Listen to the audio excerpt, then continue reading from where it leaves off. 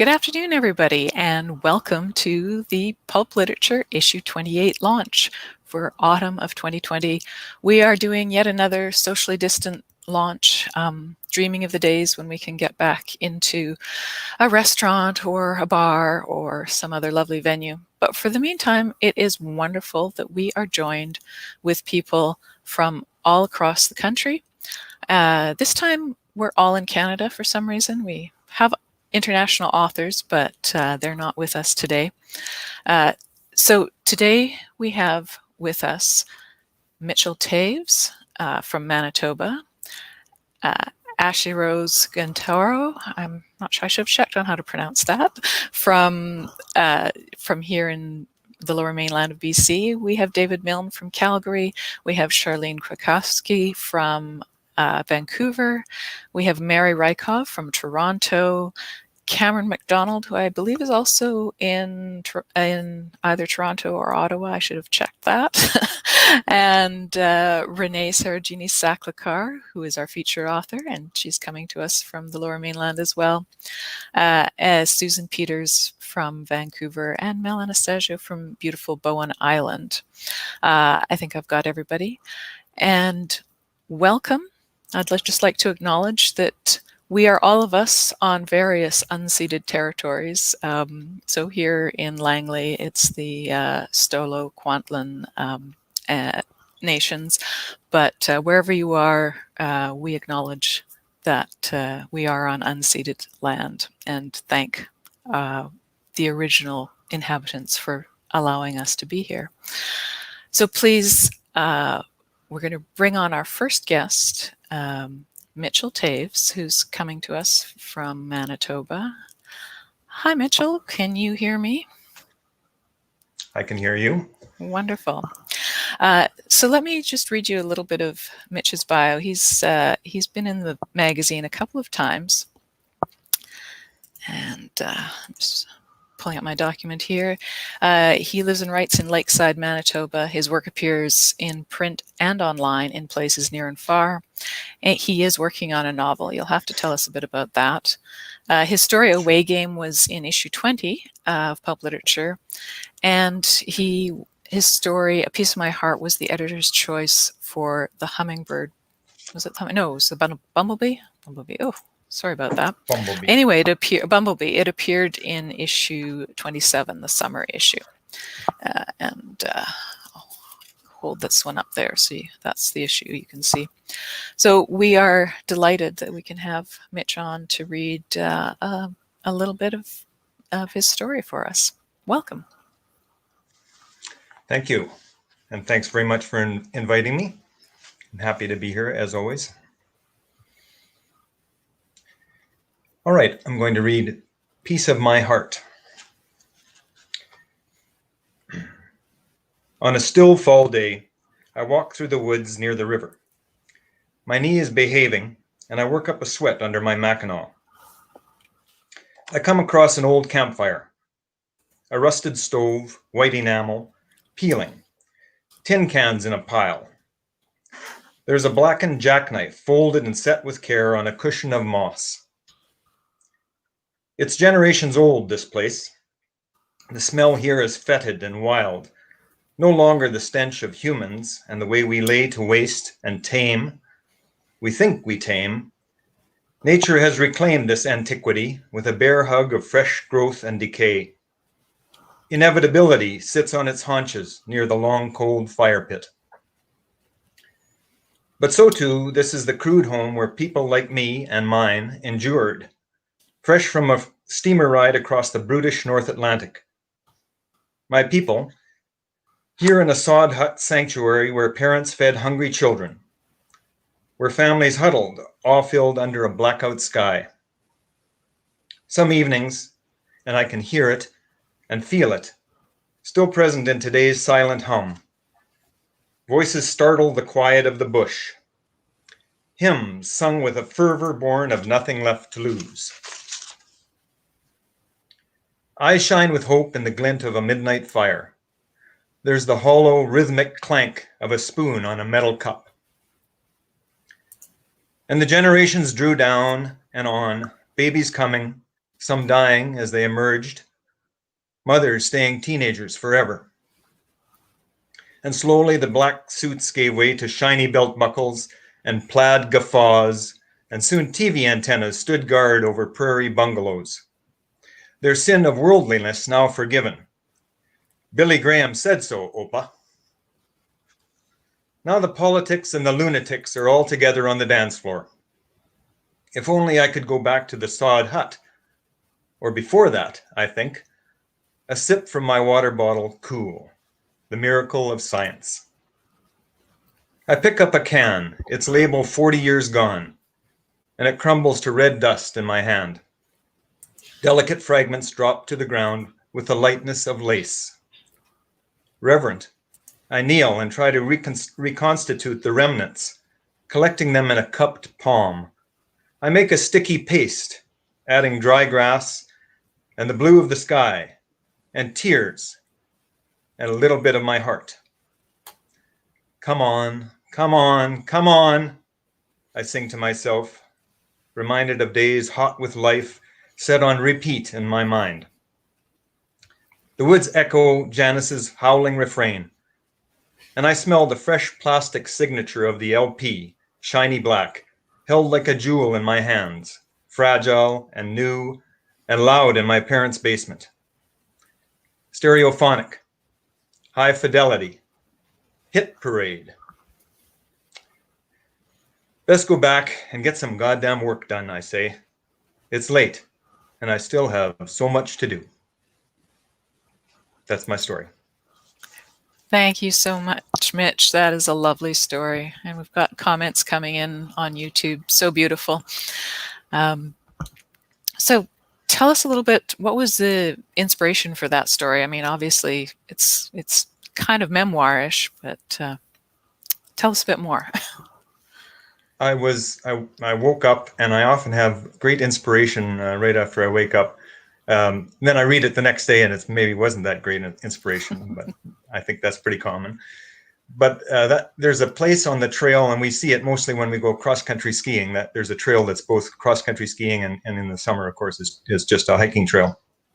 And there's a spot where there's an old white enamel stove and a campsite. Now, that was used by, many generations of fishers that would pick that spot close to the river, the Whiteshell River, and fish there. And so something about that was stuck in my head that morning, and this came out. And unlike most of my stories, which are torturous and take a year and a half of editing and and lots of self-doubt and all that kind of stuff, I wrote it, edited it a little bit, and sent it in, and it was one of those. I wish I had more of those, but what are you gonna do? Well, that's just a good example of why first drafts are sometimes almost ready to go as they are, and sometimes it's better not to second guess yourself. And you say you're working on a novel, so tell us about that. What is this novel? I'm about 2.5 years in. I have a great editor, have a really good rapport. I've never met him in person, but internet, just entirely the internet. So I wrote a short story, and it was about 4,000 words, and I said I maybe could stretch this to 8,000, and he said you can make a novel out of this, and I said okay, I'll give that a whirl. And so it went up to about 132,000 words, something like that. And he said, I think there's good stuff in here if we strip it down into the 80 or 90,000 word bracket. And so that's what we've kind of been doing, killing lots of darlings along the way. And we're on the 4th edit now, and I'm hoping to get it out to beta readers pretty soon. Oh, well, that's really exciting. That is super exciting. All right. Well, hang around. You can head to our Discord chat. So if anybody has questions for Mitch, you can actually ask him directly. For those of you who are in the Discord right now, if you go to the launch chat, that's where you'll find the authors, and you can tag them by their name as well, and they'll get a notification and see your comment. And you can also enter the door prize when you're there. So go to the door prize channel to do that. Enter a sequential number. So they're numbered 1, 2, 3, 4, 5. Put the next number in, put your name there, and you'll be entered to win. We've got digital subscriptions. We've got print grab bags up. So head there, and Mitch, stay around backstage here as well, and we'll bring you back on if we have some questions from the audience. Thank you so much. Thank you very much.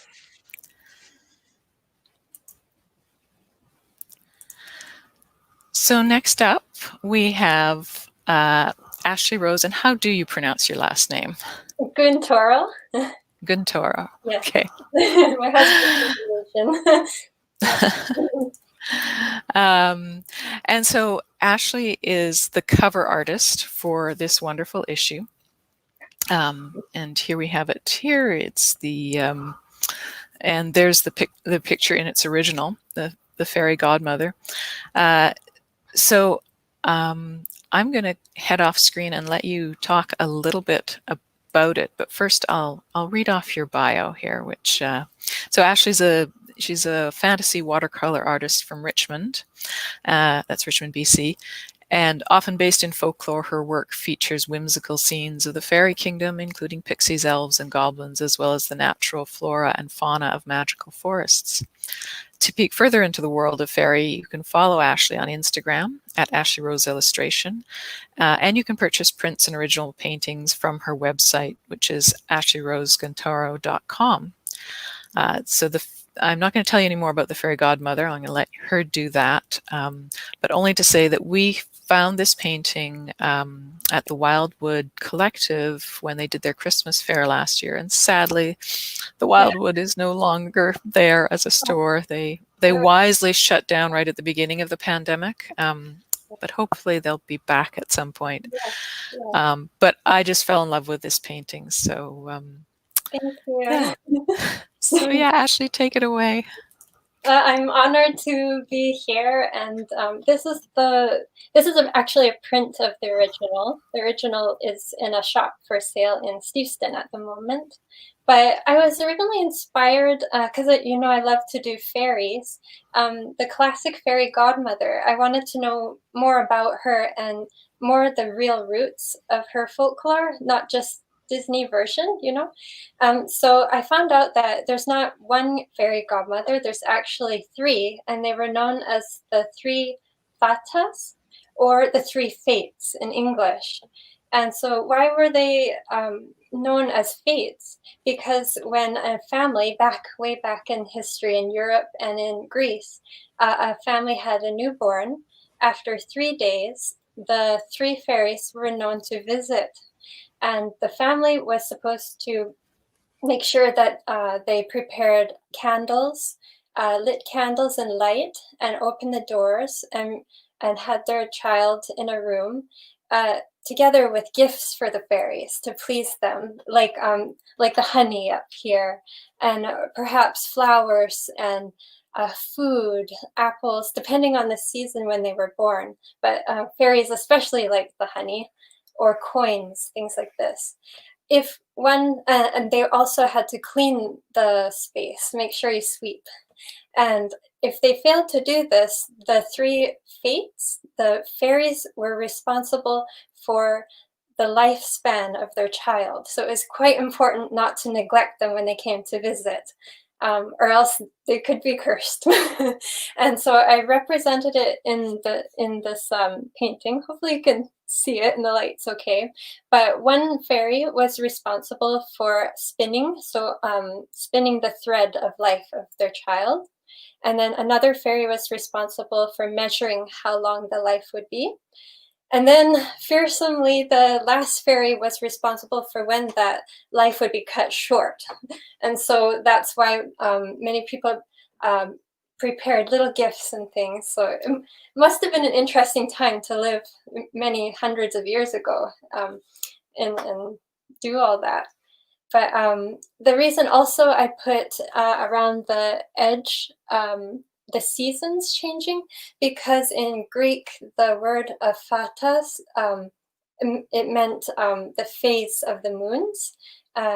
representing change and phases. So, and it also extended to the phase of the life of their child. So hopefully a long life. And so I wanted to represent it with seasons and yeah, make it a bit cozy. And just a little bit more of how I created it, especially on the left side, my left side here. I used our backyard, which is, we're lucky in Richmond to have a pretty big backyard, and we have tiger lilies, and my husband's a beekeeper, so I got his representation in there, and a little bee, and we have a thornless blackberry also, which is kind of nice. So yeah, they're all kind of in different phases, the blooming to the ripening and the candles, and yeah, so Oh, that's wonderful.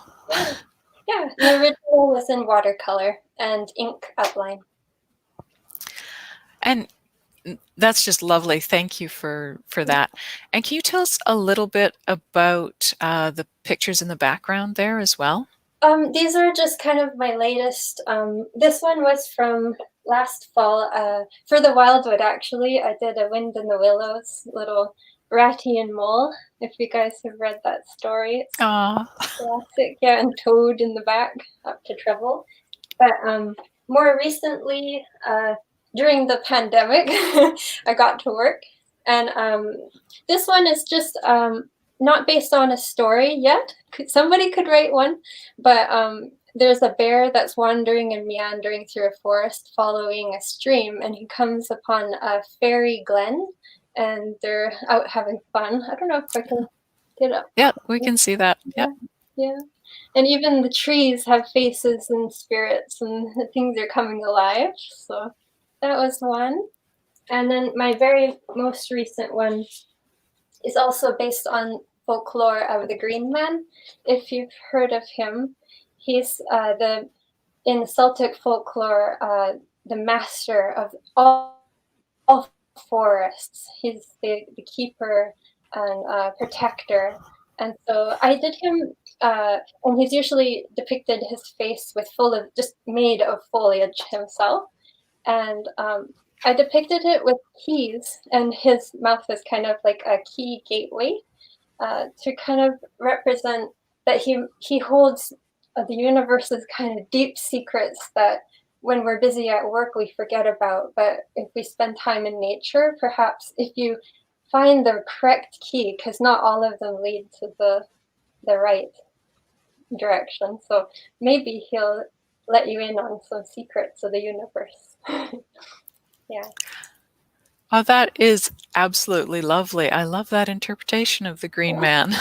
Thank you. Yeah. As the keeper of the secrets, yes. Mm-hmm. And we do have some comments on the stream. Jen said, Ashley, I fall into this beautiful painting every time I look at it, and there's so much to discover each time. It's true. It's true. There is so much. And you'll notice when we put out our newsletter, we usually put as a header a cropped section from the current cover. And it usually stays up for 3 months because it's a monthly newsletter, but a quarterly magazine. But for yours, I've cropped a different section each time. So I did the top third, the middle third, and then the bottom third, just because there's so much to look at in this wonderful painting. Feel it, yeah. And Margot Spronk says lovely, which indeed it is. Thank you. So thank you so much, Ashley. I'm going to bring Charlene Kwakowski onto the screen. I won't kick you off just yet. I'm just going to read out the long list for the Raven Prize. So the Raven Prize just ended on October 15th. And our judge this year is Matthew Hughes. And this is for stories that are 250 to 2,500 words in length. So the long list, in no particular order, is Megan W. Shaw, Chad Bruffman, who is also was an honorable mention or a near tie for the Hummingbird one year, Nancy Ludmerer, Emma Williamson, Serena Bosco, who we published, it was back in 2015, I think. Laura Kuhlman twice, so for 2 of her stories. And Laura was also an honorable mention for a previous contest this year for the Hummingbirds. So triple congratulations there. And you'll see one of her stories next issue, issue 29. Shannon Savas, Pam Watts, Jason Curlow, Krista Jane May, Stephanie, and I don't have a last name here. I assume there's one in the entry somewhere, but I've only got a first name. Georgia Cook, twice. So again, double congratulations for having 2 stories. Robert Runte, who was also a runner-up.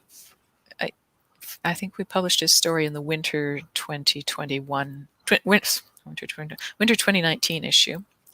Adam Fout, who we also published in last year's fall issue, number 24, and K.T. Wagner, who we also published in autumn 2020, issue 24, autumn 2019. Erin McNair and Laura Bast. So congratulations to all of you. That is the long list. And we will be announcing the short list, so the stories that go for final consideration at the end of this program. So stay tuned.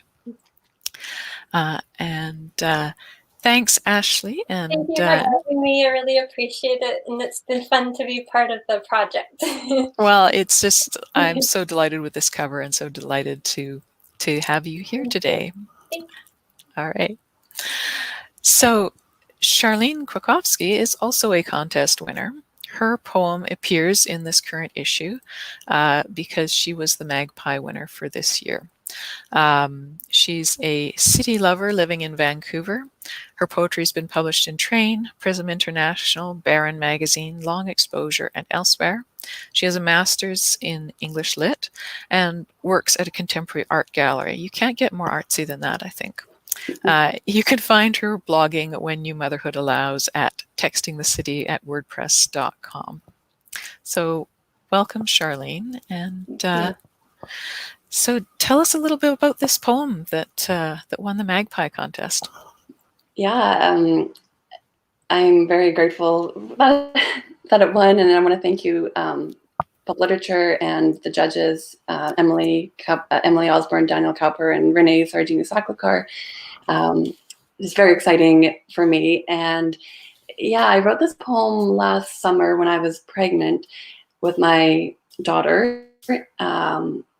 My husband and I had just moved from an apartment to the main level of a house as we were needing more room with a baby on the way. And we were repainting, and I was definitely going through that nesting stage and anticipating the arrival of a baby and all the changes that would come. And as usual, when there's big life events, for me, obsessing over all the details, like paint colors. So that was the launching point for this poem. Wonderful. Well, I'm going to solo you on the screen now, and then you can take it away. Great. So the poem is called "They Say You Will Teach Me More Than I Will Ever Teach You." I could stay another hour holding swatches up to the light, debating the merits of Queen Anne's lace versus candlewick, asking questions like, will it match your crib?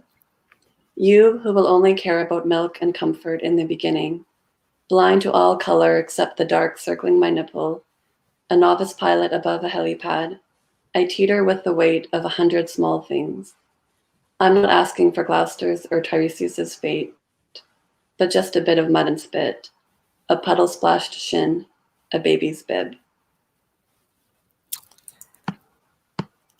Thank you. And I've brought Renee on, who was our Magpie judge, to say a few more words about this wonderful poem and what made her love it. So many things. First of all, congratulations, Charlene.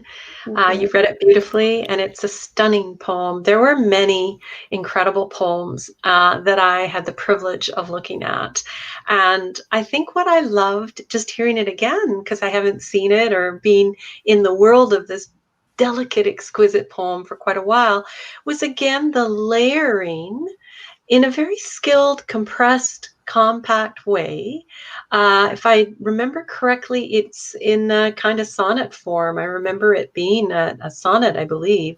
And the layering of myth, of this incredibly personal moment of a mother with her baby, feeding the baby, and the organic language that gives us the mother and the baby, Greek myth, and all these textural sort of details. So verbs, on the level of language, verbs and description, all interacting with a very delicate touch, hard to do. And one question I would have for Charlene is, did this just come sort of fully formed, as they sometimes do, as wonderful J.M. Landels was saying earlier, or did you do many drafts? It was a pretty fully formed poem from the start.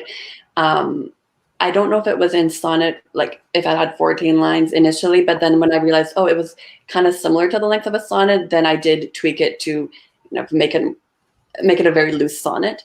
Yeah. But yeah, I'm thankful for when those ideas kind of all come at once, because it's very rare that it comes together so easily for me. Well, you're a very fine writer, and it's an exquisite poem. And I think the energy of it is so personal, but somehow because of the skill of it, it lets us into the most intimate of moments. A mother feeding her child, a mother nursing her child, a mother's body, and everything just has this sort of clicking into place.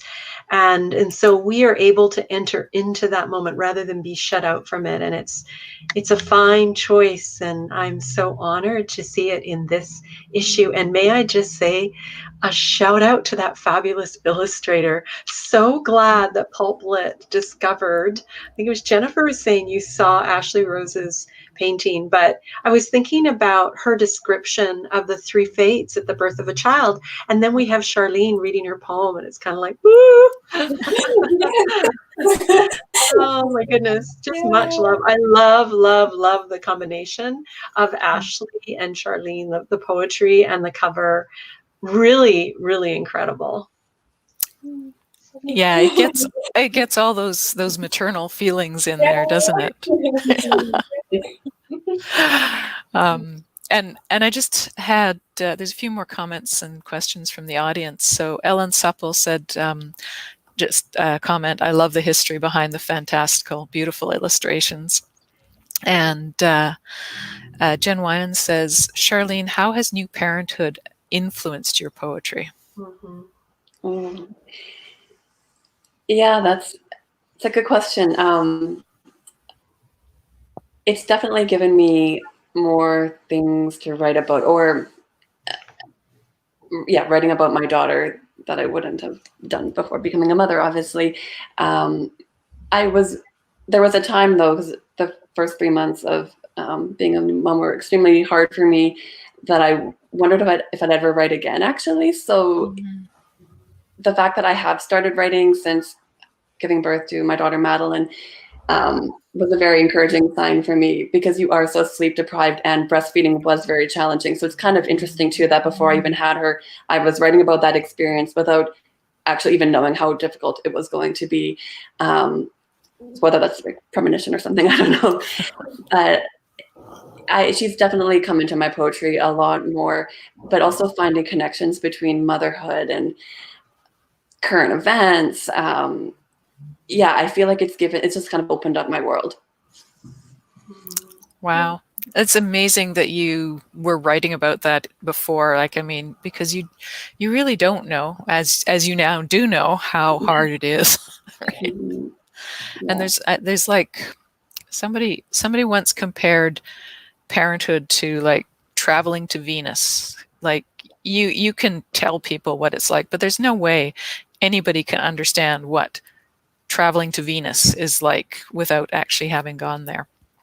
So, and it's kind of like but I'm really glad that you're still writing so that, you can give us a little bit of glimpse into that journey. Yeah. Yeah. Oh, well, thank you. Thank you for those lovely comments, Renee, and thank you for your reading, Charlene. That was absolutely lovely. Thank you. Thanks for having me. So next up, we have yet another contest winner, but not one of our contest winners. So we have Cameron McDonald, and he was the winner of, I'm going to leave Renee on for a bit because she's involved with the Surrey Conference. Cameron was the winner of the Surrey International Writers Conference Storytellers Prize, which is given out every year. The final judges are Jack White and Diana Gabaldon. And we publish all three, the winner and the two runners-up, in the magazine, and our fall issue we culminate with the winner. So congratulations. And I'll just read you Cameron's bio here. So he is a master's student living in Toronto, and when not writing, he spends his time learning Gaelic, playing tennis, and supporting terrible sports teams. Which terrible sports teams are those? Most of the time it's the Leafs, but recently it's Liverpool, and they're not terrible anymore. So it's a big relief to have some success. No, they're not terrible anymore. No, they're really not. You'll never walk alone, Cameron. You'll never walk alone.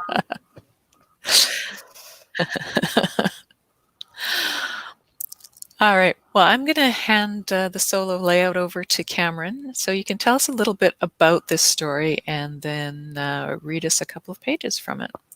Sure. Okay, so this is a little unusual. I don't write short stories.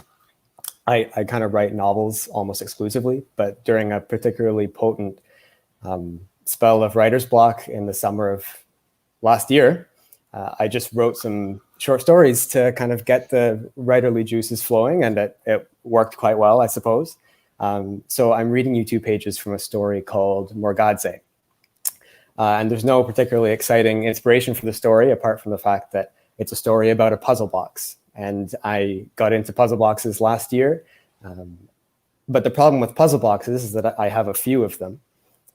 But I never quite know what to put in them because they're quite beautifully made little things, and you almost feel like you need to put something really kind of important, something big inside that little box. So I was thinking, what's the most interesting thing you can put inside a puzzle box? And that was sort of the inspiration for this story. So I'll read you the first 2 pages. So the story is called Morgadze. In my 2 years working at the sprawling university library, I learned 4 truths. The first is that books smell the way they do because of mold, rot, and worms, not because they hold ancient wisdom. The second is that university students can sleep absolutely anywhere. The third, in that same vein, is that university students can hold amorous congress absolutely anywhere. The fourth is that despite the beleaguered firefly of intelligence buzzing around the hollows of their skulls, university students have an unparalleled penchant for leaving their things behind. On the carpet, on the shelves between books, on the chairs, hanging from lamps, and even just once on the back of a toilet. Their favorite spots, though, were the numerous study holes scattered throughout the library, mostly on the upper floors. They were soundproof rooms tucked into the darkest corners of the building, with lockable doors and no windows. The university official who greenlighted this particular feature, given truths 2 and 3, must have been a veritable mastermind. As the youngest employee, and incidentally, the only one capable of navigating the upper floors without need of a stair lift, it was my job to scour the library at the end of each night with an empty cardboard box, 2 latex gloves, and a small yellow bin meant for biohazardous waste. It became a game. How many calculators richer would I be? How many pens could we add to the pen drawer? How many rabbits could I find trying to spend the night in the reading holes? How many watches could I keep in the lost and found for 6 weeks before my morals took a sabbatical and I sold them online? This evening, though, I made an unusual find.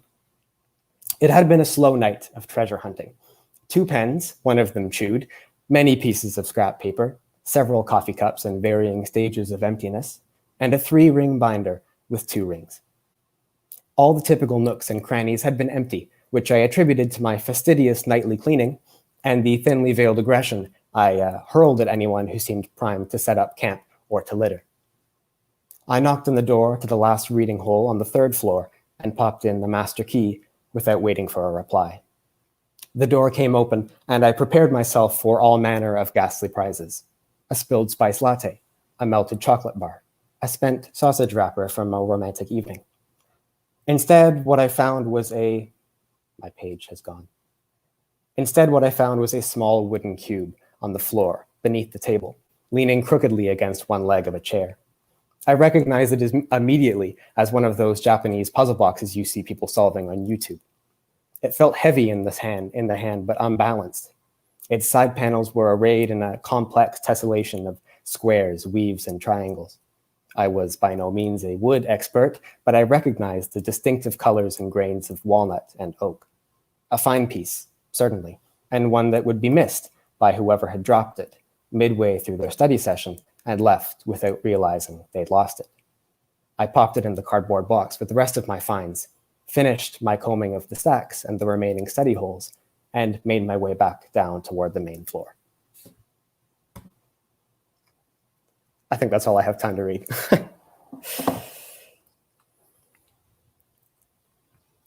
I think you might be muted. Sorry, that's perfect. Yes, it's a perfect place to have a little teaser. Thank you for that. I loved hearing that read out loud. Stories always come alive for me so much more when I hear them in the author's voice. I have a question from the audience. So that's, with your success, will you keep writing short stories now? Unclear. I'm putting most of my focus into novel writing right now. I've got a trilogy that I've been working on for 8 years. So that's got to get done eventually. But after that, maybe in future writer's block times, I will write more short stories. Right. So tell us about your novel series. It's a trilogy and you've been working on it for 8 years. So yeah. What's it about? Oh, what's it about? Isn't that the question? It's a fantasy series, but if you think of all the most exciting elements of fantasy, so like magic, dragons, witches, wizards, and take all that out, it's a story about colonialism and empire, but from the perspective of the colonized, and it's about the effects on individual communities and languages and cultures when those kind of typical fantasy epic empires expand. So right. It's just kind of that. Cool. I hope so. And have you finished writing them, or are you still in the editing stage, or what phase are you in with them?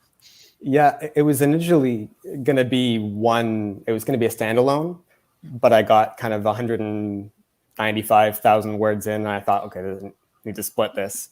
But then, you can't just split it without making tweaks and stuff. So I've got about 1.5 out of the 3 done. But we'll see. I'm planning to send out the first of the trilogy to beta readers in December, actually. Wonderful. Well, that's exciting. But I still hope you get some writer's block in there somewhere along the way so that you write more short stories. I don't, but I appreciate the sentiment. Anyway, so there's comments in the audience that it sounds interesting. So you've got some audience members there already. So let me just bring David Milne onto the screen here. And so David was born in northern BC. He's now in Calgary with his wife and daughter. And his fiction has previously appeared in Geist, Grain, and QWERTY. So welcome, David. And, thank you. I'm just going to solo you here and tell us a bit about your work. Sure. So the idea of this story actually came from a story one of my friends told me about a friend of his who had gone to attend his grandmother's funeral, and he'd spent the night before in her house, and he experienced something ghostly and unusual. And it was very brief, but it had this one visual element to it that I just loved, and it stuck with me, and I carried around for years till I decided I would try and write a story about it. And when I did, this whole little story kind of fell out around it that I hadn't really expected. So that became Starry Nights, which I'm going to read a little excerpt from today. So where I'm going to pick up here, basically our protagonist is living in his deceased grandmother's house while he gets it cleared out of all her furniture so they can get it ready to resell. And I think this is the second night. Philip wakes to the sound of a long, slow creak from the floor above him. He lies still, half awake and unsure of his surroundings. Streetlight filters in through blue gauze drapes. The adhesive stars on the ceiling gleam faintly, as if from a great distance. There's another long creak, as if someone had taken a careful step. Philip's stomach twists and his eyes leap to the ceiling. Something small and hard bounces on the floor above. He slides out of bed, tiptoes to the door, opens it, and peers into the hallway. A nightlight in the shape of an old wood stove illuminates the ancient green carpet in the bottom of the wall. The light can't reach far, dissipating about 4 steps up the stairs at the end of the hall. He looks back at the bedroom, searching fruitlessly for something blunt. At the bottom of the stair, he finds the light switch that turns on the 3rd floor light and flicks it on. The ceiling light glaring on the white walls hurts his eyes. The empty stairway is only slightly less daunting than the darkness had been. He pauses, then climbs the stairs, fists raised, the old wood creaking, and reaches the short upper hallway. The open doors of a bathroom and 2 small bedrooms await, all dark.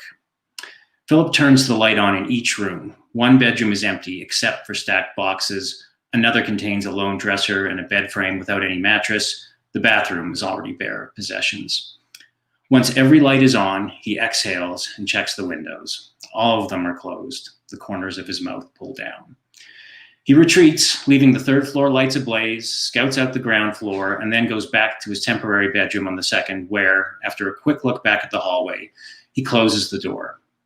Philip pulls the drapes open, letting light from the lamppost outside brighten the room. He climbs into bed, stares at the glowing stars, and eventually sleeps. Thanks.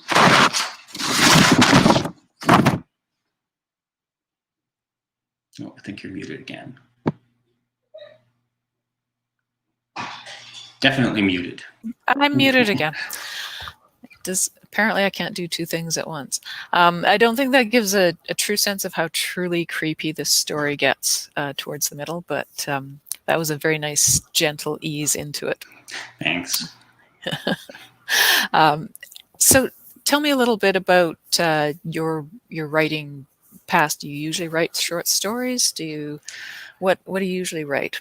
Yeah, I think pretty much exclusively short stories. I actually started writing a while ago when a friend created a website that was supposed to be kind of a humorous website, and I started writing little columns for them, and I think the site is long gone now, but it was kind of where I discovered that I really enjoyed it. I wanted to sit down and write stuff, and so I kind of transitioned into short stories.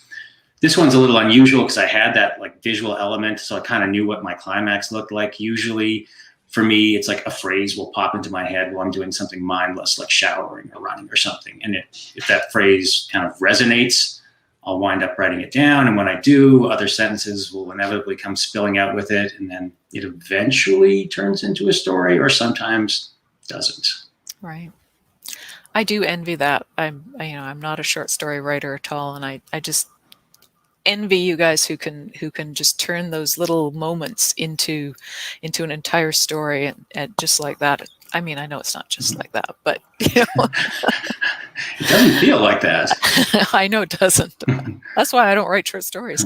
I've had a few questions here. So, David, have you ever yourself had any visits from the beyond? Asks Jen.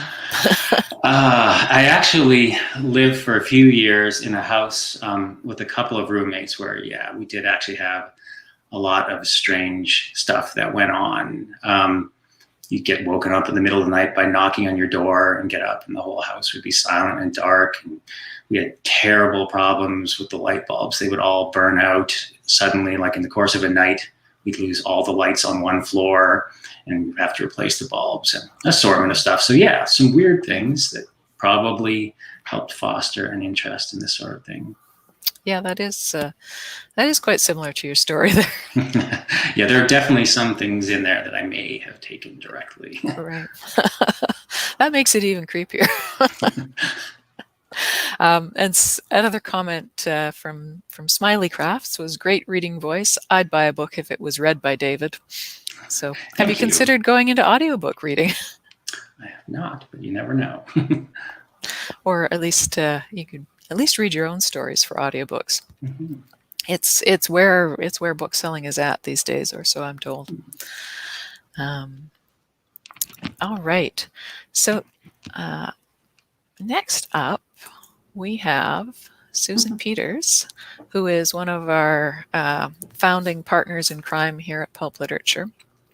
And she's taken her break from editing, and she's devoted herself to writing full-time these days, or I guess as full-time as you can, and still do everything else that needs doing with life. But she writes from the mysterious depths of East Vancouver. This story she's about to tell us was an hour story, and she wrote it with Mel and me, because we write together every week or thereabouts. And it was an idea given to her by Ed Levinson. And his wife, Kathy Levinson, who also writes with us, refuses to spin his stories, apparently. So Sue did this one instead. And I feel this one is very appropriate, given that today we finally have the election results from south of the border.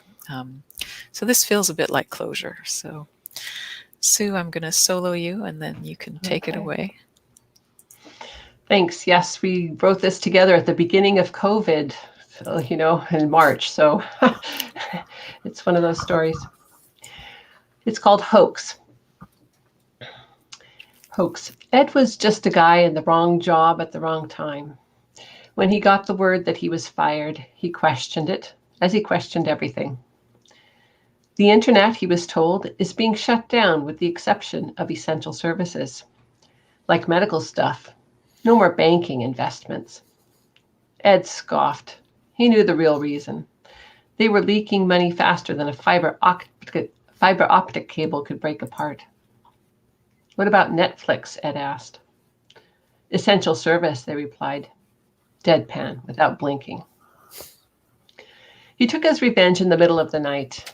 In a world gone crazy, he lifted a photo of an army recruit with a shaved head and a face and made the post. Army discovers bald men have higher resistance to COVID-19. He sourced the story through the usual anonymous channels, Instagram and Facebook sites that were no longer monitored properly due to the outbreak. He laughed when, no pun intended, the story went viral. Men started shaving their heads. Gone were the big beards and lumberjack shirts. They were replaced with stark skinhead shines and smooth baby bottom faces. The women started as well. Gone were all the long locks of hair. Scarves became popular, and tied up bandanas as if there had been a wave of chemotherapy patients. People really believed him. Ed started to feel bad. So many shorn heads. Barbershops reopened as an essential service and had lineups of people, spaced 6 feet apart, waiting to shed their hair. The at-home cuts were more noticeable and less even, but the patchy, spotted skull look became a trend. It became #Patriot Cut on Twitter, and photo threads exploded on Instagram. Medical doctors on YouTube encouraged haircuts as a sanitary antivirus measure. Ed couldn't believe no one had tested this idea and reviled it publicly. He couldn't believe people were fearful enough to embrace such a drastic action without proof. He realized how much people wanted to do something, anything, to stop the pandemic. Then the last irony occurred. The pandemic started to subside. Contagion was down. The curve was flattening further and faster. Scientists traced the drop to the date people started shaving their heads. Ed, through the FBI, was discovered. Found out. called in for questioning, called to report to Washington virtually. It was the moment of truth. They were on to him. Ed looked in his bathroom mirror. He took out his own razor, shook his head, and started to shave off the beard he had maintained for 20 years. If he didn't and they saw him on Zoom, they would know he had spread fake news. He asked his wife to shave his head. She obliged. Ed appeared on the Zoom platform, appropriately shorn and ready for questions. He was prepared to lie through his teeth to excuse himself from prosecution. How did you know was the first question. I looked up historical figures from the Black Death and found that monks with bald and shorn pates and no beards survived the pandemic at a higher rate. And the military men surviving better? I can't reveal my sources, Ed said, but it's common sense that masks work better without beards. The FBI agents looked at each other on their super secure Zoom channel. We aren't going to look further into this, they said, but we want to tell you that our scientists have concluded you were right. Germs captured on hair live longer and spread contagion faster. We want to offer you our thanks, personally. The screen switched to another man, hardly recognizable except for the orange skin and the pale circles around his tanning bed eyes. Gone was the comb-over, the eyebrows, even the nose hair. Ed, it's tremendous. You've saved lives. I owe you my thanks. You're a hero. We're going to call this the Ed Cure in your honor. Ed put his hand to his mouth to hide his emotion. He was glad he had saved lives with his bit of fake news. But his real reward? Seeing you like this, Mr. President, Ed said, is reward enough. Thanks so much, Sue. And we all needed that, didn't we? We all needed that, especially after this week. So tell me a little bit more about your writing process.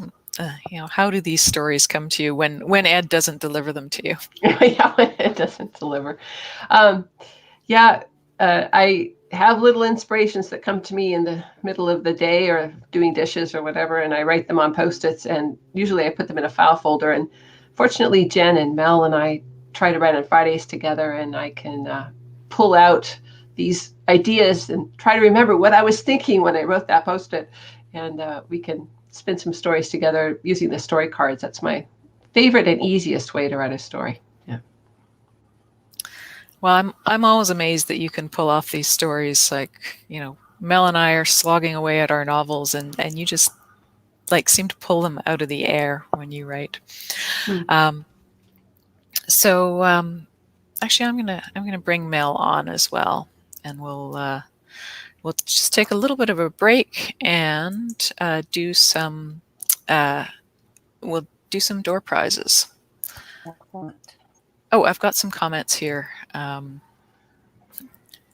Jen said, love how when he got the word he was fired takes on a whole new shade. He was fired, yes. And some laughing reaction from the audience. Okay. So please, for those of you listening, if you haven't gone to our Discord channel, the link is up there. Go and enter the door prize entries so you can have a chance to win. So I am going to use a purple polyhedral die here. And the winner is number 1, Matthew John Meager. So Matthew, wherever you are, you have won a digital subscription to Pulp Literature. Congratulations. Make sure that you message at the end of the launch. Make sure you give us your address. You can do that by private message in the Discord, just so we have your email address where to send that. And we're going to do one more door prize, which is for a print copy of the current issue.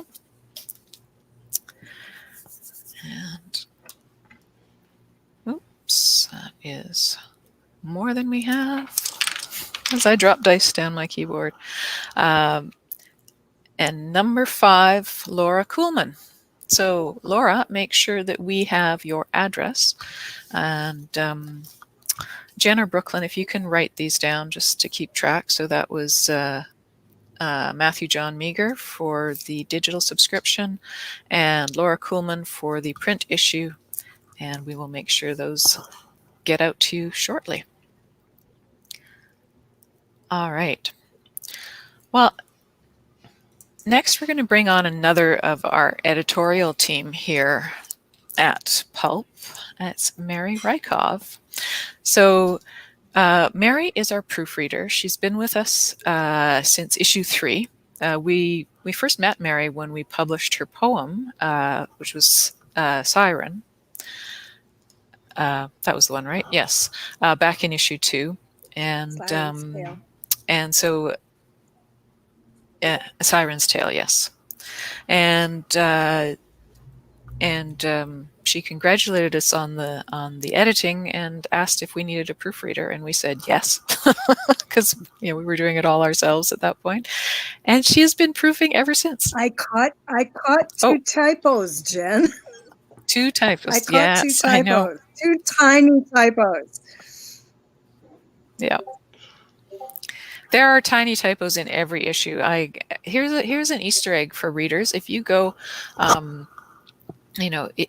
there is a typo in every single issue. I am fairly certain. I can't think of one there isn't that has already gone to print. So here's a challenge for everybody. See if you can find the typo in the issue, and we'll give you a prize. I don't know what it'll be, but.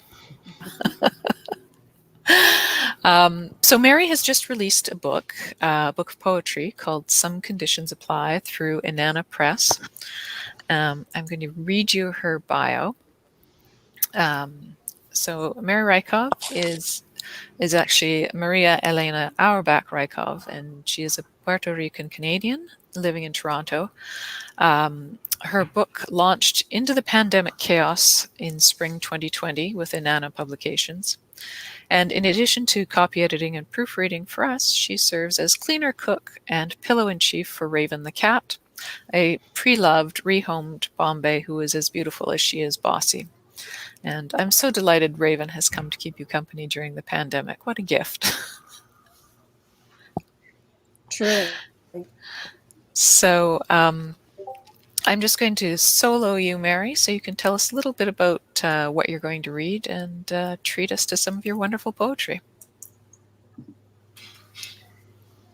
So thank you. It's wonderful to be here today. I wasn't expecting to be here until the last minute. So what I've decided to read for you is one poem in progress that is going to pull together Cameron's mention of colonialism, which I come by down in the Caribbean, and to celebrate the election result today, and to acknowledge the hard road ahead of the seething, roiling chaos that's happening south of the border. When I think of the beautiful Caribbean islands, I think of children playing in a sandbox over these islands, all of the nations fighting each other years ago. And so this is called Sandbox Jungle Law. The prologue is from The Sweetness of Tears by Nafisa Haji. And the prologue is, I against my siblings, I and my siblings against my cousins, I and my siblings and my cousins against the world. That is jungle law. And this is Sandbox Jungle Law. Red Rover, Chris Columbus, he crossed over, aiming for the Orient, but wrong turn, big wrong turn, but no regrets. Doggy, who's got your bone? Somebody stole it for his own. Thinks he stole it fair and square. Dealing, stealing, he don't care. Mr. Rabbit, your tail's on wrong. Yes, that's why I sing this song. Mr. Hunter, with gun so loud, leaves me dead without no shroud. Play nice in shapeshift wrecks. Price of pigment, knees on necks. Pail and shovel, supply chains drained. We wait in masked parades, up the down lines, past sold out rhymes. Some little poems play ping pong. Some little poems smoke crack. Some little poems chew tofu. Some little poems talk back. And on a lighter note, I love that. That was lovely. on a lighter note, I'm going to leave you with the title poem. This is the first ever reading of this title poem from my book. And the book is entitled Some Conditions Apply. And this is the Some Conditions Apply poem. It's short. Are you ready? What's the matter with me? I can't even remember the poem. Here it is.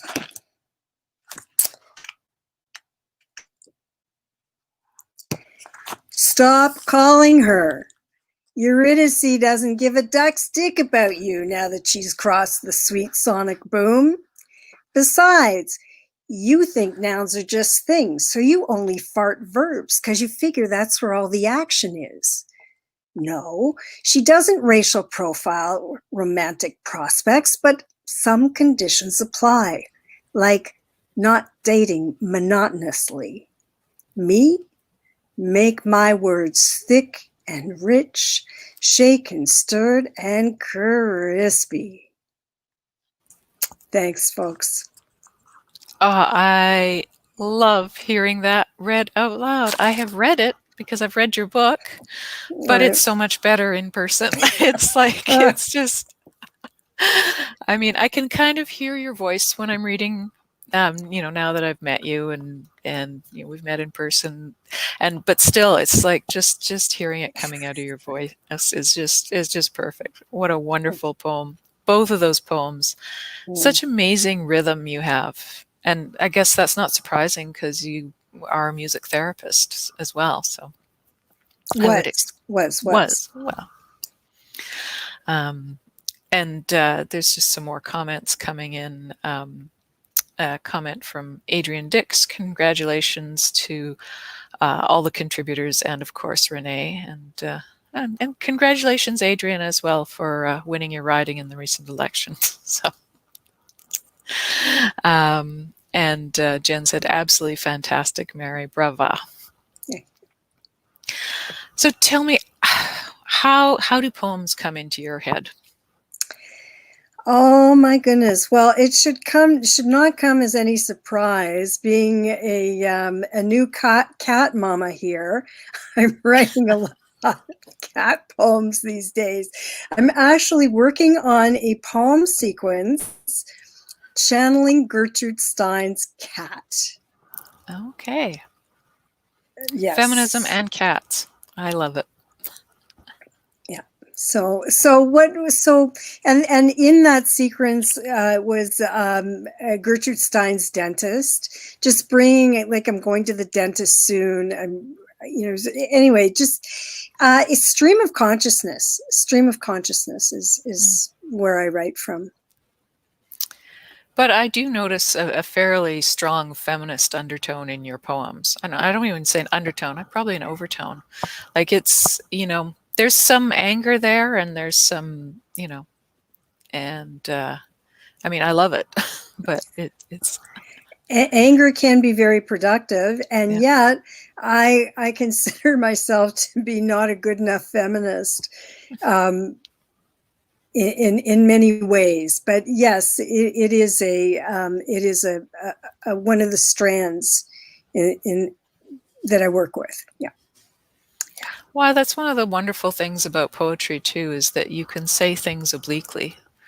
You can say things in the context of a poem that you maybe nobody's going to listen to if you just go on the street corner and start ranting at people, but getting it into a poem, and the way that poetry is kind of like an awl, it just sort of pierces the skin and gets the words in there without, without sort of the roundabout route. So I think it's, It's true, because I'm also working on a rather large nonfiction work right now, but the poems keep bubbling up. So, well, I'm glad of that. How's the nonfiction work going? It's actually I'm writing grants. So, which I find, and I know that we're talking to a lot of writers here, I find grant writing very productive, even if I'm not awarded a grant. And I have been awarded grants, I've not been awarded grants, but I find it very productive because it helps me hone the project. So, I'm working. This is the big work I'm working away on right now. Right. Yeah, grant writing, no fun, but helpful.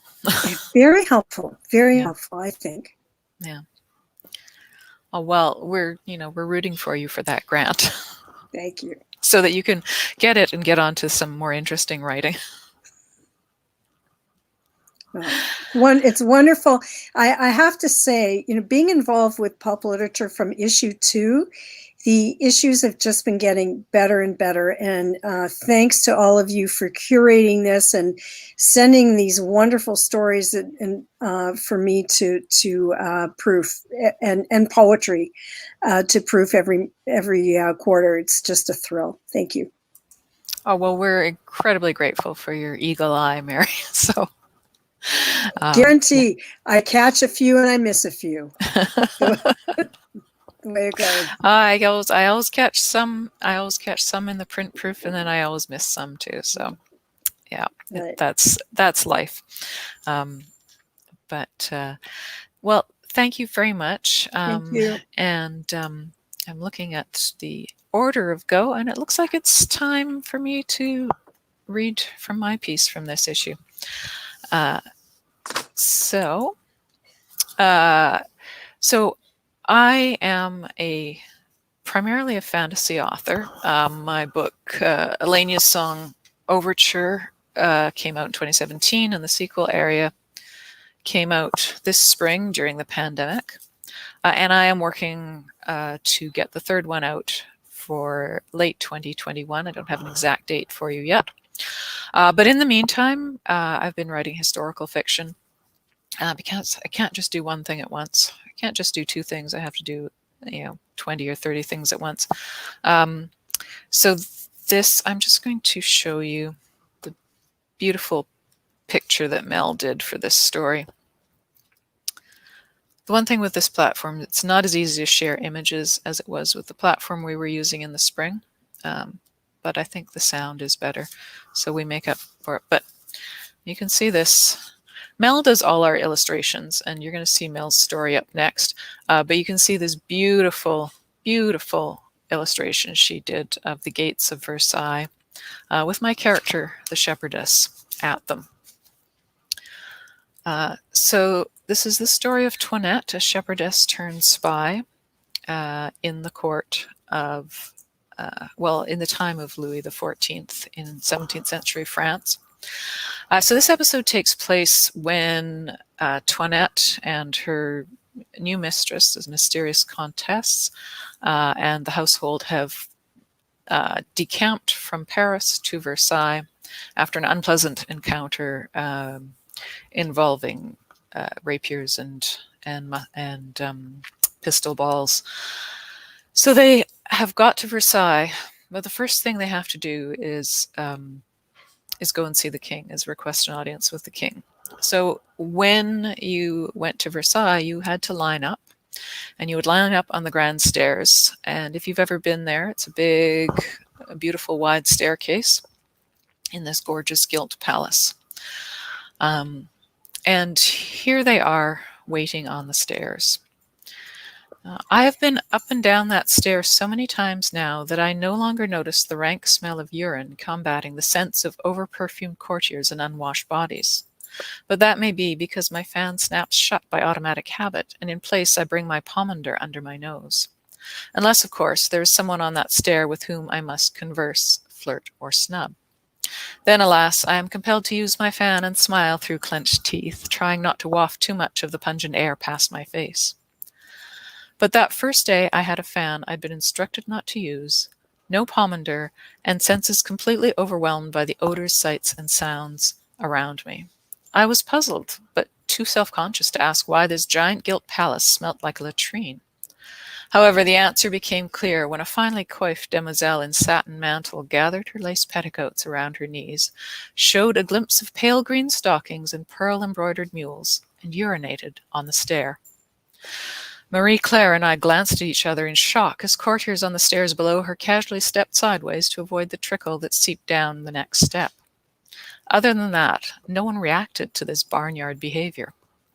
"Isn't there a Jakes?" I whispered to Claire. The man who'd given us his place on the stair overheard. "Why, there are closets all over Versailles, mademoiselle, but who would give up half a day's standing on the stair to use them?" "Are there not even pots?" I demanded, outraged that courtiers had no more pissing manners than a sheepdog.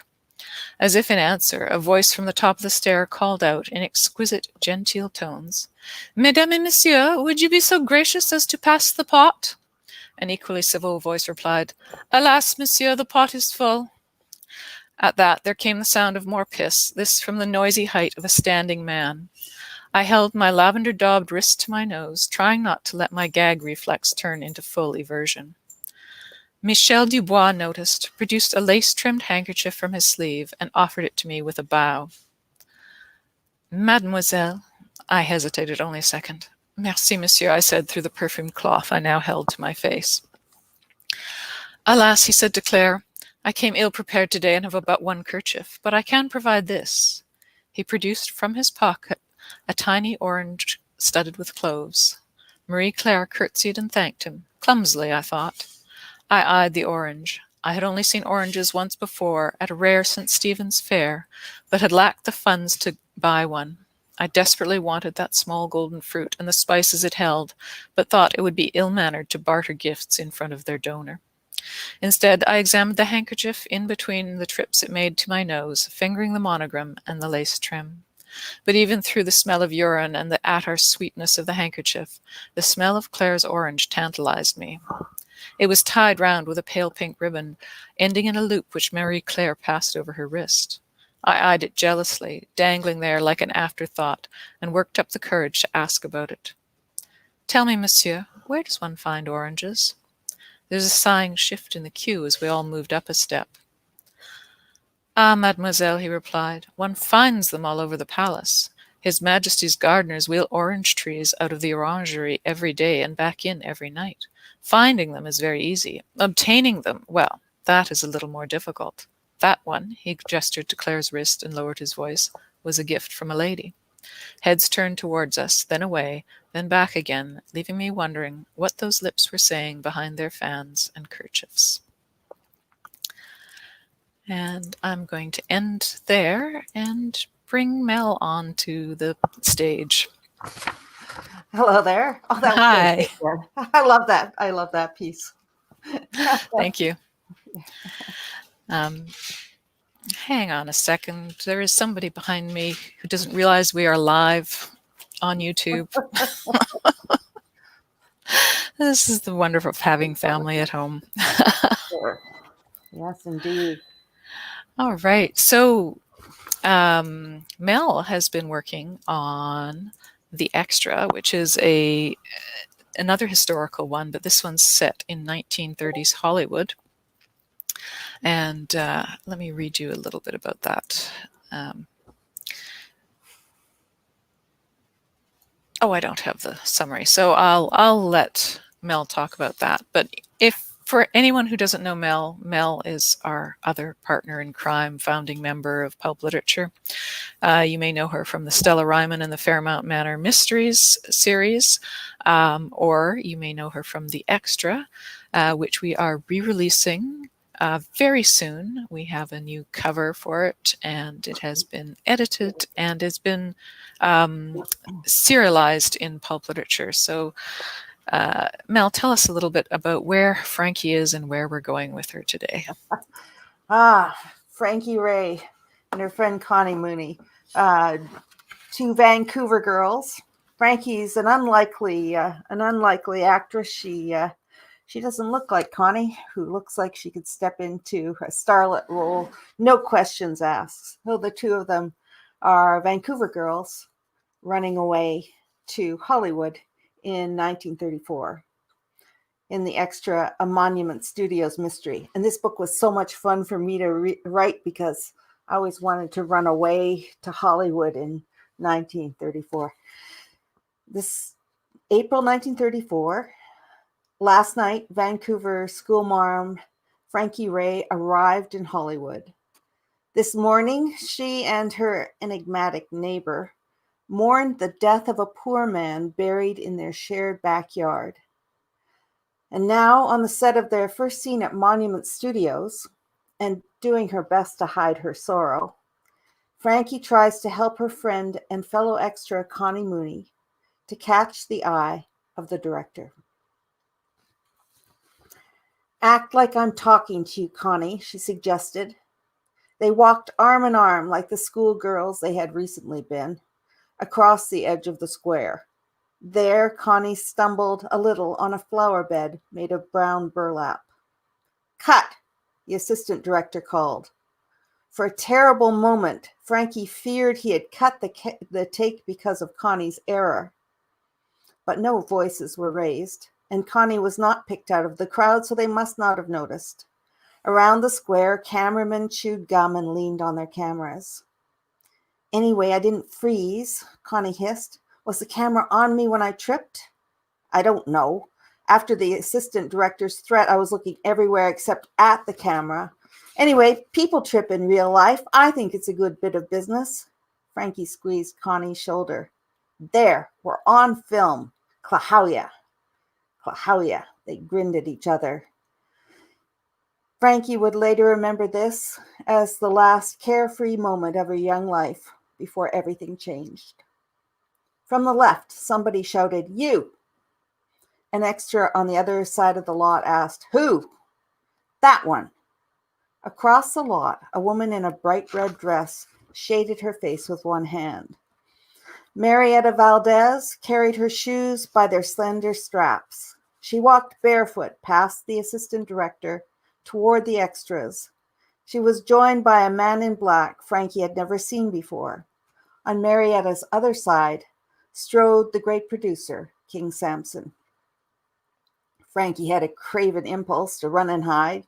She braced herself with the thought that she was an extra, one of a group of extras who appeared to have no keen interest in Marietta Valdez, the movie star, or even in the producer, King Samson. No, it was the man in black who drew all eyes. The extras turned to him like sunflowers to the light. Frankie had seen the man in black's picture in the movie magazines. He was a well-known movie director. Her heart filled with a sensation that was not exactly new, but one she had never before identified. It was the feeling that an important moment loomed and that a turning point approached. Simply by participating in her small way in the making of a film, she was poised atop the fulcrum around which the world rotated. She might be nobody, but she was in the movies.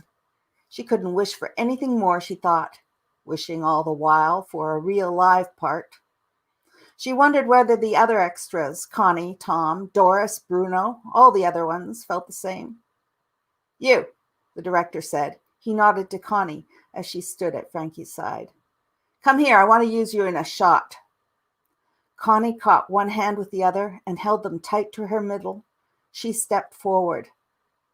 Frankie whispered, "I knew they'd pick you. An angel out of a row of Cupid dolls. That's what they said about Marietta Valdez, and now they'd say it about Connie." The director shook his head. "Not you. You, with the sorrowful fizz." Connie stepped back uncertainly. Frankie pushed Connie forward again. Are you deaf? Not the redhead. The director was waving with both hands. You, the sad sack, the pale and mournful brunette. You're the one I want. Connie stepped back. Director, star, extras, and cameraman, everybody stared at Frankie. To her horror, she found herself shifting uncomfortably from one foot to the other. Shifting weight was the certain identifying mark of an amateur actor. She held herself still. It was the strangest thing. Standing barefaced and alone in front of the director caused her peripheral vision to blur and her concentration to narrow to the point where she could hold only one thought at a time. The rest of her mind, the unused bits, felt as if she'd wrapped them up in grayish batting and put them in a bottom bureau drawer. She did her best to concentrate on the scowling director's face. Frankie blurted out, "What would you like me to do?" There was something wrong with that sentence. She added, "Sir?" One of the extras laughed. There was a shifting sound as if from a crowd of grass-skirted Cupid dolls. Behind the extras, the back of King Samson's camel-colored coat flew out behind him as he stormed off the set.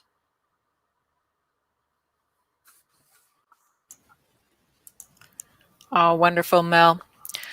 Now, if I'm not mistaken, that one is excerpted in the spring That's issue, right? Yes. Okay. So for anybody who wants to read the rest of that, oh, there we go. Spring issue number 26, featuring Matthew Hughes, one of our amazing authors, and the rest of that story. So take a look for that.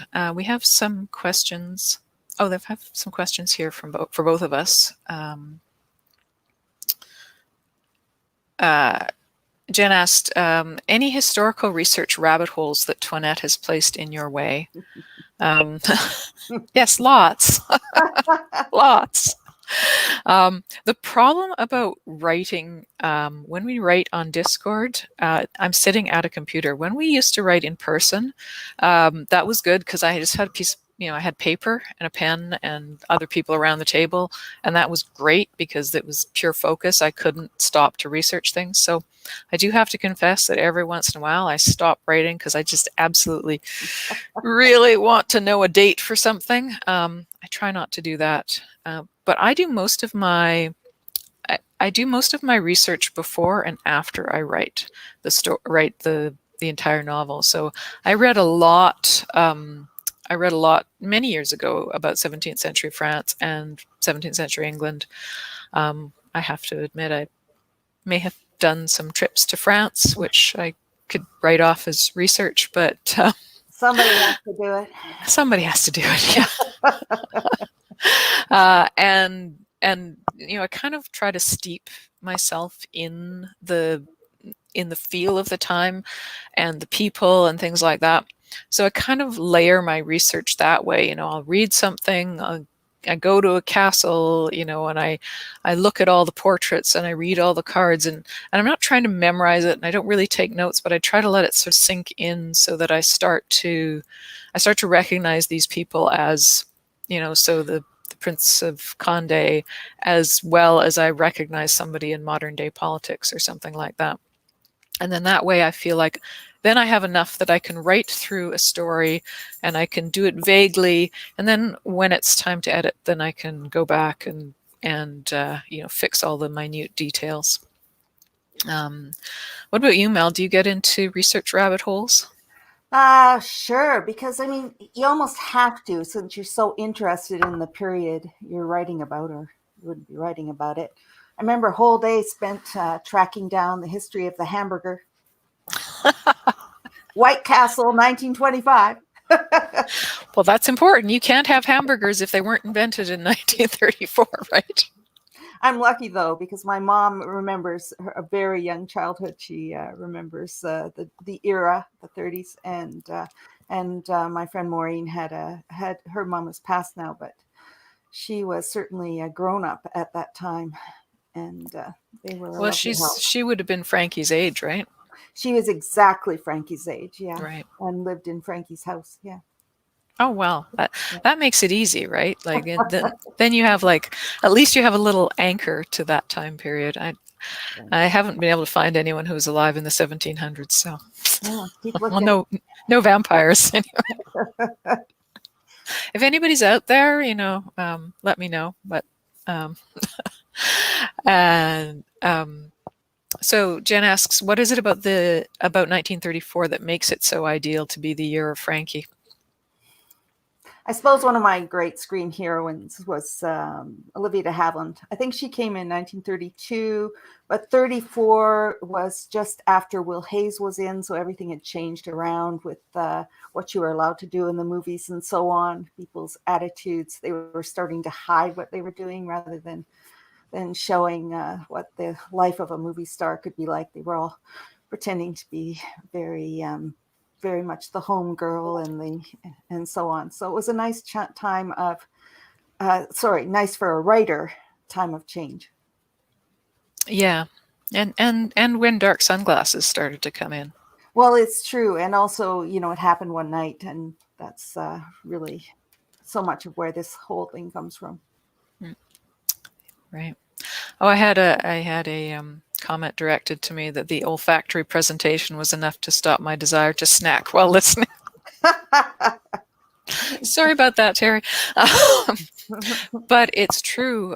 The smell, that's why there was a big perfume industry in the 17th century, because the smell was quite overpowering. And it is true that people did line up on the stairs at Versailles, and they would not leave their place in line to go to the bathroom, and they would sometimes even defecate in the stairs. And here you think this is a palace, right? It was a gorgeous palace, and yet it smelled like a latrine. Different times, different mores. But people did. They carried pomanders on their wrists, little sacks full of spices to smell. There was a huge trade in perfumes all the way through the Middle Ages as well. Perfumes were pretty important, and people did not, they did not bathe as frequently as we do, and they did not wash their clothes as frequently. So odors were probably, and we can't know for sure what it smelled like then. We can only guess from reports, but you get reports from people like Samuel Pepys, those sorts of diaries of what the streets smelled like and what households smelled like. Carolyn Klink said, "Sorry I'm late, but thanks for 2 great poems, Mary." So Mary, if you're still there. All right. Well, it is just about time to bring our guest of honor on, our feature author, Renee Sarojini Saklikar.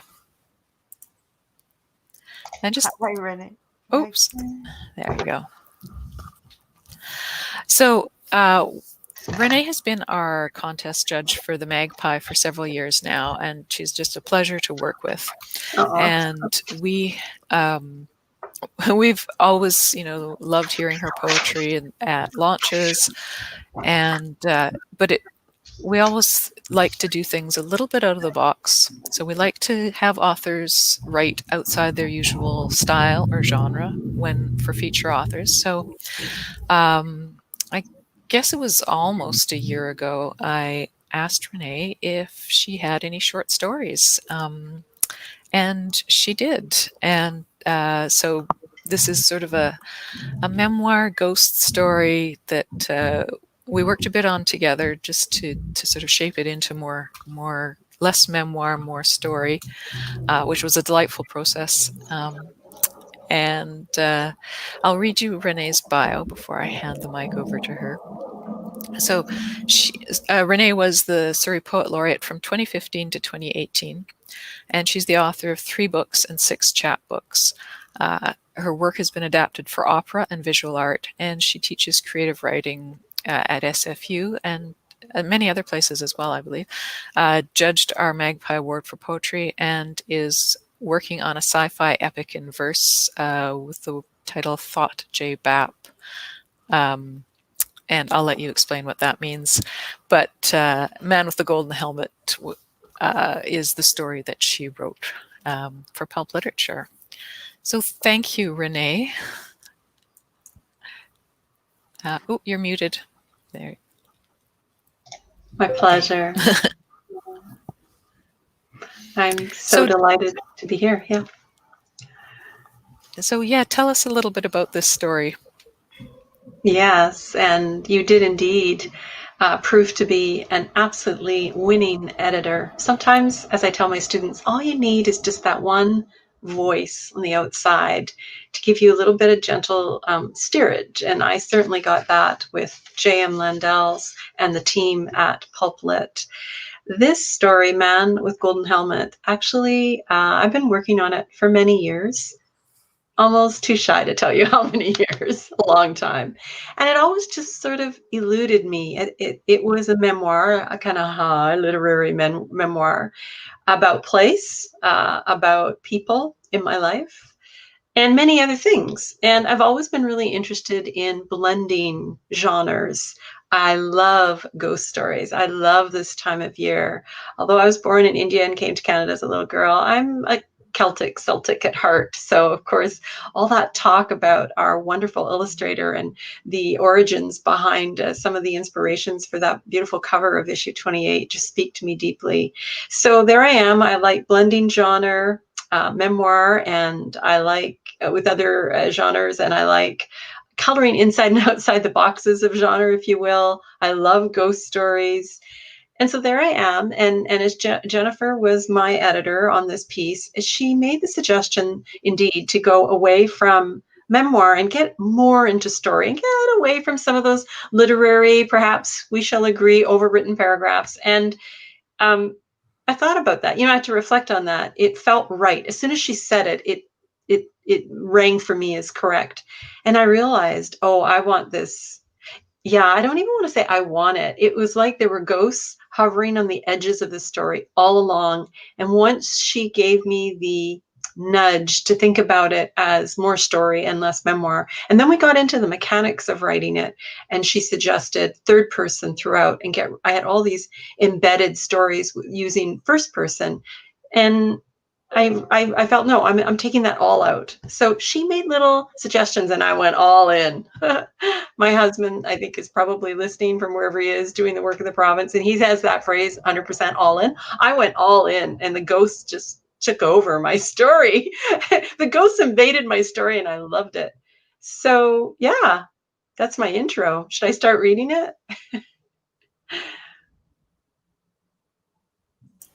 Yes, please do. All right, here we go. Man, I feel like I'm on radio hour. There are bad things going on in the world, and we're all here in front of our screens, and I got my light on, and I'm leaning in towards you, and it's think of it as a radio play, another genre. Man with Golden Helmet. August on a Sunday at the Art Gallery in the year 2009. The Dutch masters arrive to this Pacific Northwest place. Outside the gallery facade, huge banners hang imprinted with color. The brown and red and gold of Bruges, of Antwerp and Amsterdam. The gallery sits in a city built by lumber and railway barons not even 200 years ago. Back then, we knew some of those men. But right now, we're watching a woman with brown, glossy skin. She carries a canvas bag slung over one shoulder. Our woman stands waiting to see the Dutch and stares at a muscled security guard. His skin is brown, just like hers. And together, he and our woman are the only brown people at the gallery, at least down in the area where one finds the Dutch. The security guard takes our woman's ticket. He folds and detaches a stub, hands it back, and when he does so, the security guard asks our woman for her canvas shoulder bag. He gives the bag a quick pat, and she's in. We follow at a safe distance. We often attend art galleries, auction halls, estate sales, and many other such places. So many currents of emotion embalmed inside the objects people buy, sell, inherent. So many vibrations: settlement, dispossession, affluence, nostalgia. But right now, we are tapping into the energy of our woman and her canvas bag as she walks step by step to visit the Dutch masters. Everywhere, men and women line up behind strings stretched to demarcate no-go zones around the art. Don't touch. 128 paintings from the museum in Amsterdam, Vermeer, Hals, Rembrandt. Everywhere there are the faces immortal in oil, framed and brought again to life by the act of viewing. Each painting emanates the energy of the long ago touch of its maker. The more intent the gaze, the closer the air in the gallery seems to settle on paintings and on spectators. We crane our necks to see the signage below the paintings. Closer, closer. There is our woman viewing the viewed. Someone coughs. Our woman flinches, then smiles. She does this on reflex whenever anyone coughs. Self-conscious, she catches the eye of another woman, tall and willowy in a silk one-piece jumpsuit, who smiles, lifting a strand of long blonde hair away from her forehead. So now we are watching two women, our woman and the tall woman who looks over the top of her rimless glasses and smiles. Do you think they've got a place for sales in here? Both women laugh and head to the gallery gift shop. Everywhere there is merchandise and posters, all the Dutch all rolled up. We nod to the tall, willowy woman. Her name is Sally. Years ago, she taught fine art to suburban high school students. She doesn't see us at all. We're used to that, and we smile as Sally disappears behind stacks of art books. That is just wonderful, Renee. Oh, your voice makes it so great. And I have brought one of our other editors, Jen Wynand, onto the screen. And she's put some comments up here, but I'll let her say them. Oh, I don't have it open anymore, but I can read it for you. Thank you. She says, it's just very encouraging to know that a story can be with us for many years, and when the time is right, find a home in the world. Indeed. And forgive me, I'm just going to get up. I'm doing all this lighting thing, and I can see all the stripes from my vinyl blinds in my rental apartment. You guys keep talking kind of about artsy. my work. It's kind of artsy, but yeah, go ahead. I'm just gonna move that. Keep talking about me. I love it. Okay. Well, it was also and Jen, you also said the story is elevated with Renee's powerful voice, and it's so poetic. So poetic. Yeah, it is like a prose poem. And like you said, it just transforms the story to hear it written in the author's voice. Yeah. Yes. Yeah. Oh, I just love that. So you said it's been with you for many years, and so how did you first start writing? Was it just trying to get the memories out, or? It was actually, as I think I've said in the amazing interview that Genevieve gifted me with, to be asked such thoughtful questions about one's process. It made me feel so important. So the story started in response to a series of I Remember writing prompts that I was using with my students in a program that's now sadly not in place through SFU that I taught for, the South Bank Writers Studio. We still have, of course, all our creative writing programs at SFU, but this was a specific program in the summer. It was a summer intensive. And I would use these writing prompts over the weeks. And these were prompts I always like to write when my students are writing, and we create that lovely circle of magic when we're all just writing together, not speaking, but somehow communing. And this stuff started bubbling up. You know, I've been carrying a lot. My father died very suddenly in 2002, and I grew up in New Westminster. You know, there's a lot of that in this story. And yeah, I was tapping into those memories. And so it was very much, firstly, a very personal memoir, father-daughter sort of situation growing up in this very specific place. And then, of course, you know, because I always have to complicate things, it seems to be my nature. Why not just write a simple memoir? No. Then I started adding in all these other things that are, of course, race and class, ever present, and history and everything else. I'm very interested in how one layers that in, but still make it organic to storytelling. So I started doing all that, and it was a long, complex, highly literary piece. It didn't have nearly enough story. I knew that. I started submitting it. It was absolutely and correctly rejected. I submitted it to Granta magazine, you know, kind of big, highbrow international magazine. And Madeleine Thien wrote a beautifully long, not particularly helpful rejection letter. And yeah, you know, but she really celebrated it, but of course gave me no practical advice. And then I got to Pulp Lit, and I get the great J.M. Landels, and it was just like, boom. And I credit many things with that. Like, I think sometimes we do indeed need, the story has to settle and find its own place. And you know what's wrong with the work. I really believe that. I always share this with my students. You know, I have 3 books out. I've just signed a contract for a 4th book, and it never gets any easier, right? And you're always trying to get yourself out of the way to listen to what the work needs. This work needed J.M. Landels and Pulp Lit. Thank you, Renee. It was an honor, and it was, you know, an easy one to edit. You know, you're so gracious, and you know, I'd make a suggestion, you just, you know, go with it like that. So, you know, it was not a difficult piece to edit at all.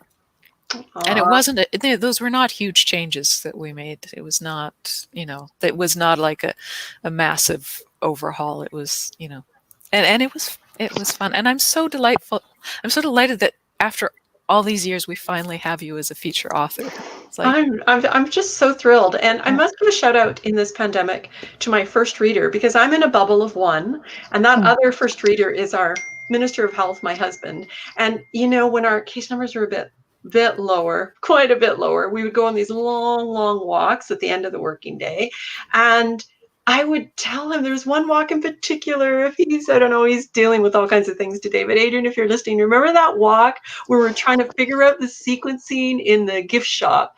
And I don't want to give too much away, but I think what JM really gave me was just that bit of practical advice, which is what I'm always trying to do with my students, rather than give them a lot of feedback that just sort of sits there. You know, we all get that, right? When you get feedback and it doesn't make you want to go deeper with the revisions. What was so fantastic about working with Pulp Lit was the feedback I got was practical, and it was just enough. And it was like, it was in me to change this story. And then I just went with it.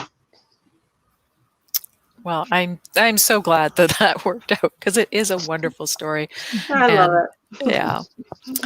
And thank you so much for reading today in your beautiful poetic voice, because it makes a huge difference. And I do see that Adrian has been in the comments, so he has been listening despite his busy schedule and you know, having to do Saturday press conferences. The times we live in. I do want to then give a great shout out to Pulp Lit. There's a fabulous podcast that this group of wonderful women, they're so talented, writers in their own right, and then also doing this great work, giving us voice. So the podcast and the interview with Jen, I just want to thank you for the thoughtfulness of your research and your questions. It was a real honor to be in conversation with you. It was an absolute honor for me. I'm absolutely delighted in in revisiting and encountering some of your work for the first time. It was a true honor. So thank you. Yeah. And Mel and I are truly grateful to Jen for the amount of work she has taken on for the magazine. She does these amazing editorials and blog posts and interview questions, and it's taken a huge workload off our shoulders, and you're just such a fabulous addition to the team. Oh, thank you. And I need to give a shout out for the podcast to Sam Olson, who is the voice of our podcast. And despite being, loaded down with work at second year university, she is continuing on with that. And Melissa Gruger, who has been the podcast editor, and has just, these two have taken on that and all I have to do is just upload it every whenever it comes out. So you're an amazing group of women. Honestly, it's humbling to think of what you've put your heart and soul in, and I hope people buy lots of copies, donate to the magazine. I'm so in now. I'm 100% in. Oh, thank you. So the one little bit of business we have left for today is the announcement of the shortlist and for the Raven contest.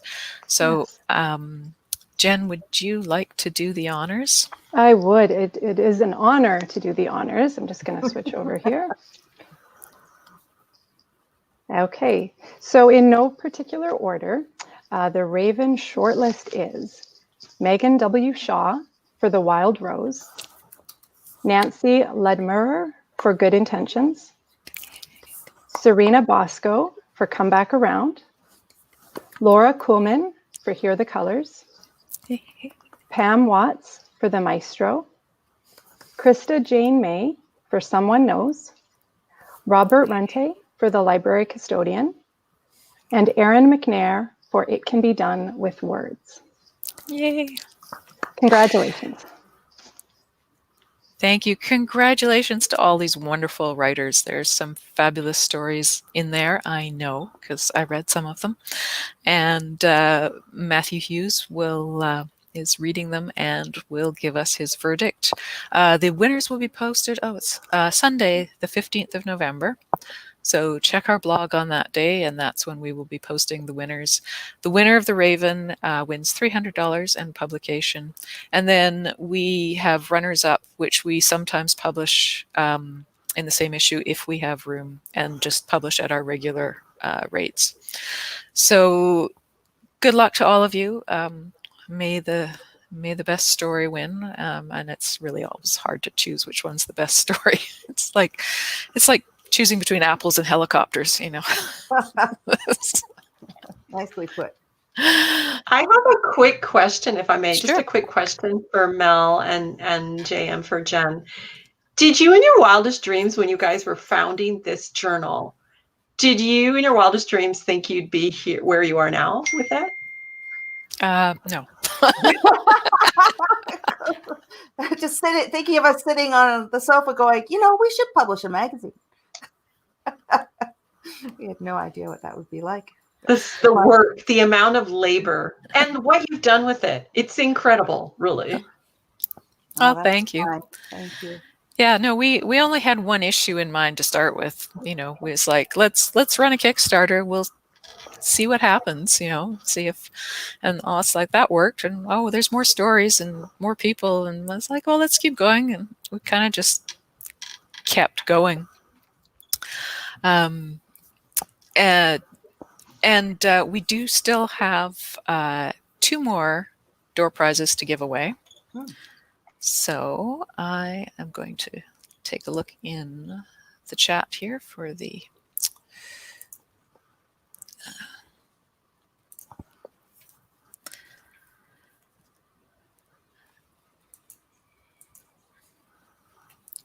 all right, back to my purple polyhedral die to match the lovely purple of the cover. So this prize is for a grab bag. So grab bag is a random collection of print issues. And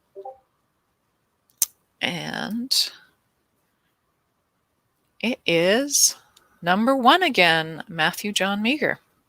Congratulations. I don't know if this die is loaded, but it gave me ones twice. So that is a grab bag. So when you send us your email address, make sure you send us your mailing address as well, because these are print issues, and you will get a surprise package of back issues. And then the final door prize is for a print subscription, and that goes to number 3, Paul O'Neill. So Paul, if you're there, please send us your mailing address and we will send a print subscription your way. So congratulations to all the door prize winners. Congratulations to all the contest shortlist, all the shortlisted authors. And thank you so much to all the wonderful authors. I'm going to try and bring you on as many as I can now. So Jen and Mel, I'm just going to remove you guys so I can get more people on. Some of us have left. Oops. And Sue, I'm just going to show your face briefly. Wave to everybody, Sue, and then I'm going to bring you off so I can bring Mary on. And then Mary, just wave to everybody, and I'm going to bring you off so I can bring Cameron on. It's unfortunate that I can only have 5 people on, and I can't take myself off, which is annoying. But thank you, everybody, for showing up, for reading, for sticking with us. And your stories are wonderful. Your readings were wonderful. And you made our Saturdays a little bit brighter. So take care, everybody. Stay safe out there. And happy reading, happy writing, and happy painting. Yay. Bye. Bye.